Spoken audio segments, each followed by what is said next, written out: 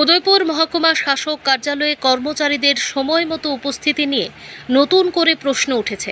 বুধবার সকাল 10:30 পর্যন্ত কার্যালয়ের বেশ কয়েকটি গুরুত্বপূর্ণ আসন ফাঁকা দেখা যায় বলে অভিযোগ করেছেন সাধারণ মানুষ। সরকারি নির্দেশিকা অনুযায়ী সকাল 9:30 থেকেই অফিসের কাজকর্ম শুরু হওয়ার কথা, কিন্তু নির্ধারিত সময় পেরিয়ে গেলেও একাংশ কর্মচারীর অনুপস্থিতির কারণে বিভিন্ন পরিষেবা নিতে আসা মানুষকে দীর্ঘ সময় অপেক্ষা করতে হয়েছে বলে জানা গেছে। অভিযোগ, প্রয়োজনীয় নথিপত্র জমা দেওয়া, তথ্য সংগ্রহ সহ একাধিক প্রশাসনিক কাজে আসা নাগরিকরা সংশ্লিষ্ট কর্মচারীদের না পেয়ে ভোগান্তির শিকার হন। এতে পরিষেবা ব্যবস্থার স্বাভাবিক গতি ব্যাহত হচ্ছে বলে মনে করছেন স্থানীয়রা।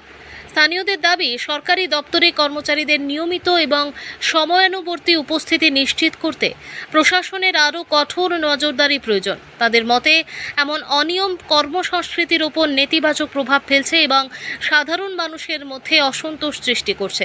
তবে এই অভিযোগের বিষয়ে সংশ্লিষ্ট দপ্তরের পক্ষ থেকে কোনো আনুষ্ঠানিক প্রতিক্রিয়া পাওয়া যায়নি। উদয়পুর প্রতিনিধির রিপোর্ট, প্রতিদিন ত্রিপুরা।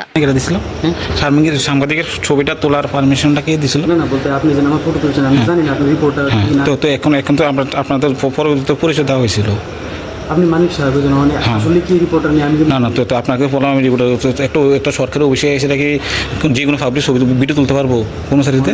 এটি তো আমি তাইলে বলছিলাম যে তো আপনার যাবো, আমরা সময় হলে আপনার যাবো।